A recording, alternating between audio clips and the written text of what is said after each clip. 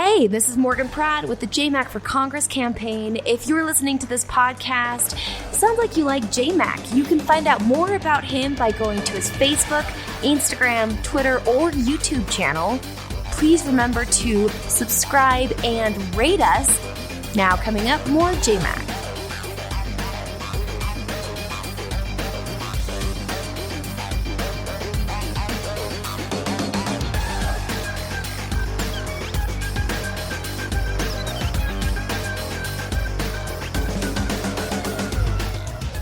Good afternoon. Thank you so much for joining us today on the JMac podcast. Well, I did it again. I spent just about every waking moment today watching the most wonderful time of the year. What am I talking about? Impeachment time. I watched the hearings, was watching to see if there was anything there that was going to change my mind or my opinion. And I have to tell you, it was actually really nice because there were 4 witnesses called. 3 of them were witnesses who believe that impeachment should happen. These are all college academics. And then 1 witness who doesn't believe that this rises to the level of impeachment. His name is Jonathan Turley. You're going to hear from him during the show today because I found him saying so many of the things that I've been saying. And it's nice to know that I'm not crazy. So what I want to do is kind of break down for you what happened during the impeachment hearings and what stood out most to me. And again, send home the message, JMac's not crazy. I am not crazy, okay? So what was happening was these witnesses were called to be impeachment experts. And the Democrats were trying to make several cases. And the first case that they tried to make is that you don't have to commit a specific crime in order to be impeached. And they asked all the witnesses about this. Now, what's interesting to me is this is basically an acknowledgement from the Democrats that the president did not specifically commit a crime. I mean, they spent hours asking about whether or not it's okay to impeach a president for something that is not a statutory crime. And the 3 witnesses said, no, you don't need a specific crime. The interesting thing to me is, first of all, the Constitution says that you can impeach when there is a conviction of bribery, high crimes, or misdemeanors. The word conviction is there. It is attached. That is pretty interesting to me. But I want you to listen to George Washington University Professor Jonathan Turley as he describes whether or not you need to have an actual crime committed for impeachment. And it's obvious. It's not that you can't impeach on a non-crime. You can. In fact, non-crimes have been part of past impeachments. It's just that they've never gone up alone or primarily as the basis of impeachment. That's the problem here. If you prove a quid pro quo, that you might have an impeachable offense. But to go up only on a non-criminal case would be the first time in history. So why is that the case? The reason is that crimes have an established definition and case law. So there's a concrete, independent body of law that assures the public that this is not just political, that this is a president who did something they could not do. You can't say the president is above the law if you then say the crimes you accuse him of really don't have to be established. So it's interesting. He's saying here that in all of the other impeachment proceedings of the past, never has there been a situation where no crimes were listed. There were situations where there were specific crimes that had been listed, but then there were other things that they added in that were impeachable. But he says in this case, for the first time in history, they won't be listing specific crimes. Think about that. Did the president commit a high crime and misdemeanor? The Democrats are saying we don't have to prove that. This Jonathan Turley is saying, you kind of need to have some statutory criminal activity involved here. And then he was asked point blank about whether or not he saw if any crimes were committed by this president. Presented so far, is it your view that there's no credible evidence that any crime was committed by President Trump? Yes, I've gone through all of the crimes mentioned. They do not meet any reasonable interpretation of those crimes, and I'm relying on express statements from the federal courts. I understand that the language in the statutes are often broad. That's not the controlling language. It's the language of the interpretation of federal courts. And I think that all of those decisions stand mightily in the way of these theories. And if you can't make out those crimes, then don't call it that crime. If it doesn't matter, then what's the point? Call it treason. Call it endangered species violations if none of this matters. So, again here, there were 3 other witnesses who believed that crimes were committed. So I'm focusing on what Mr. Turley is saying because he is echoing what I've been telling you this entire time. That for me, the standard of impeachment and that word conviction of bribery, high crime, or misdemeanor should mean something. Now, Professor Turley does say that the president did something wrong. And I've said that from the very beginning, that this activity, this behavior on the part of the president was irregular and improper. But did it rise to the level of high crimes or misdemeanors? The Democrats and their witnesses are saying, we don't need to prove that a crime happened to impeach. All we have to do is show there was an abuse of power. Professor Turley and myself are saying, no, the standard needs to be pretty high. If it's not high and you don't assign it to criminal behavior that can be verified and proven, then you open it up to politics. And that's what's happening here. Because if you don't have the standard, and he said this, if you don't have court history and cases to compare the illegal activity to, then what are you left with? You're left with politics. And that's what we're trying to avoid here. The removal of a president for political reasons, as opposed to whether or not they actually committed a crime. So one of the other things that came up was whether or not the president committed obstruction of justice. So the first issue was, can we impeach him if he didn't commit a crime? Which is a very interesting question for Democrats to be asking. Think about that again. Can we impeach him if he didn't commit a crime? So the second issue that comes up is, did the president commit obstruction of justice? The Democrats say he did commit obstruction of justice because he denied us access to all of these people who have firsthand knowledge. He's claiming executive privilege. He's not handing over information. He's not handing over people. So this is obstruction of justice. Well, Jonathan Turley really made a powerful statement about whether or not this is obstruction of justice. And it really made me rethink the entire situation. Listen to what he said. The obstruction issue is an example of this problem. And here's my concern. The theory being put forward is that President Trump obstructed Congress by not turning over material requested by the committee. Okay? And citations have been made to the 3rd article of the Nixon impeachment. Now, first of all, I want to confess, I've been a critic of the 3rd article of the Nixon impeachment my whole life. My hair catches on fire every time someone mentions the 3rd article. Why? Because you would be replicating one of the worst articles written on impeachment. Here's the reason why. Peter Rodino's position as chairman of Judiciary was that Congress alone decides what information may be given to it. Alone. His position was that the courts have no role in this. And so, by that theory, any refusal by a president based on executive privilege or immunities would be the basis of impeachment. That is essentially the theory that's being replicated today. President Trump has gone to Congress, to the courts. He's allowed to do that. We have 3 branches, not 2. I happen to agree with some of your criticism about President Trump, including that earlier quote where my colleagues talked about his saying that there's this Article 2, and he gives this overriding interpretation. I share that criticism. You're doing the same thing with Article 1.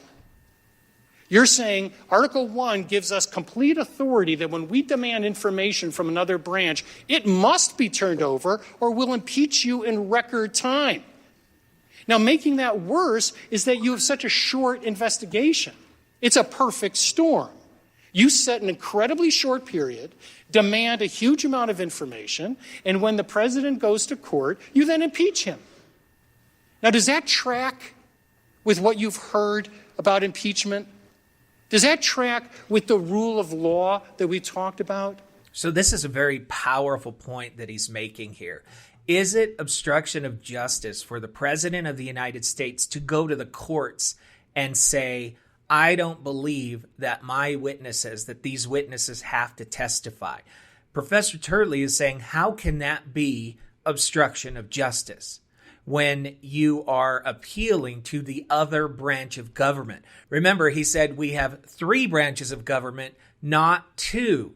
And how can you call it obstruction of justice when a president decides to appeal to the courts as to whether or not those witnesses should appear? This is a line of thinking that I had not thought of before, but it's very powerful. Does a president not have the right to appeal a subpoena from Congress to the courts? Of course he does. And this is one of the reasons why, and I'll talk about this in a minute, that I wish that the Democrats would pursue the issue in court, but they're not. And there's a reason they're not, and I'll share that with you in a minute. But listen again as Professor Turley was asked and spoke more about this process and whether or not it is obstruction of justice to appeal to the courts. If you impeach a president, if you make a high crime and misdemeanor out of going to the courts, it is an abuse of power. It's your abuse of power. You're doing precisely what you're criticizing the president for doing. We have a 3rd branch that deals with conflicts of the other 2 branches. And what comes out of there and what you do with it is the very definition of legitimacy. Boy, that is powerful. If you accuse the president of obstruction of justice because he's gone to the courts, then you are the ones who are abusing your power. Now, remember, I think that it's so important as we go through this process to not get caught up in who the players are, that this is Trump or the Democrats or the Republicans. The focus should be how we will treat future presidents, how abuse of power will be treated by future legislators, and how impeachment will be performed by future legislators. That's how we should be looking at this. And Professor Turley is saying, really, are you going to say that appealing to the courts is an abuse of power or an obstruction of justice? Really? That's what you're going to say? Honestly, I was blown away by this point. Now, you also heard him talk about how quickly this process is going, how fast it's moving. And he talked about this over and over during his testimony, that it cannot be considered fair if it's the fastest impeachment proceeding in history. And right now, it is the fastest. But I shared this with you in my last podcast as to why it is moving so fast. Why is it that the Democrats are not fighting to hear from these material witnesses in court? Why aren't they going through that process? This is important. It's important, again, as a country, so that we have clarity on executive privilege, so that we have clarity on whether or not Congress can subpoena a president or those who are working closest with him. Why aren't they fighting that battle in the courts? This is a question that Jake Tapper asked House Representative Eric Swalwell last week. Here's the question from Jake Tapper, and it was a great question. Now, the Democrats and Speaker Pelosi in particular have said that you don't intend to take Bolton, Giuliani, Mulvaney to court to try to force them to testify because that will take too long.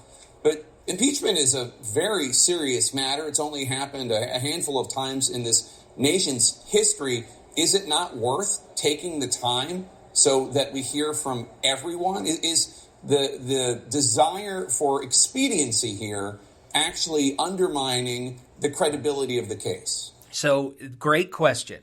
Why aren't you seeking integrity and talking to these witnesses and going through and fighting this battle in the courts, because the president is willing to fight this battle in the courts. They're the ones who apparently are not. They want this process to be done now. What did Congressman Swalwell say? What was his answer? Here it is.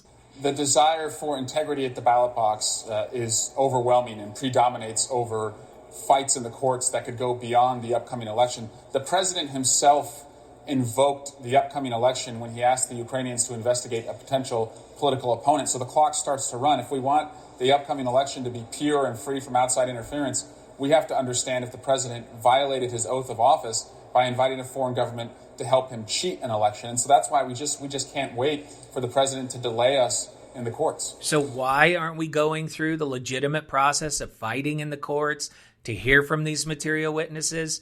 Because we have an election coming. So because there is an election coming, we cannot have a fair process. That's what I hear. I want to know what you hear. Well, Professor Turley, he spoke to this issue as well. Listen to what he had to say. Obstruction is a crime also with meaning. It has elements. It has controlling case authority.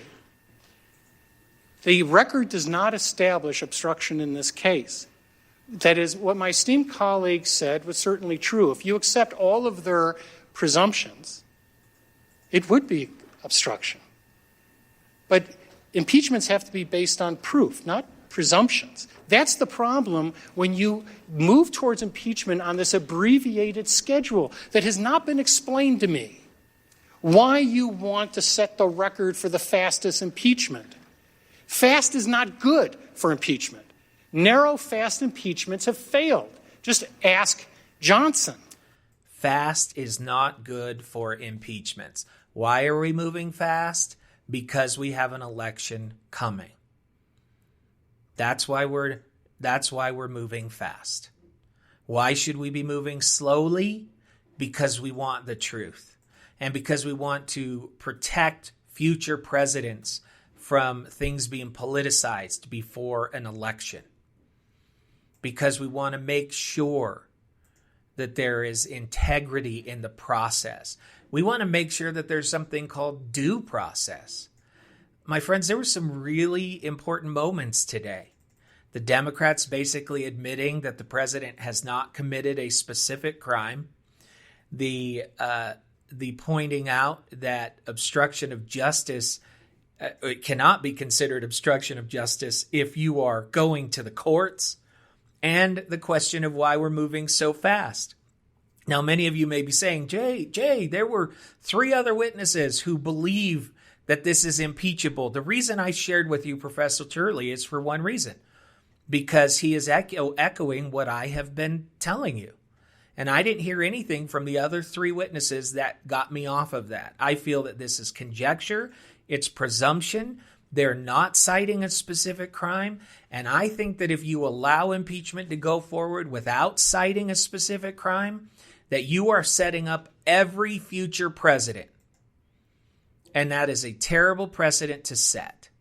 And if that happened in the past with impeachments, then we need to look at that and learn from those lessons. Again, I don't agree with what the president did here. I think that when people go to the polls, they need to recognize what the president did, his irregular and improper behavior. But we're talking about the removal of the figure of the highest office in the land here. And I believe our standards should be incredibly high. And I do not believe that the Democrats have risen to that standard. And this narrow and fast process, as the professor put it, should be frightening.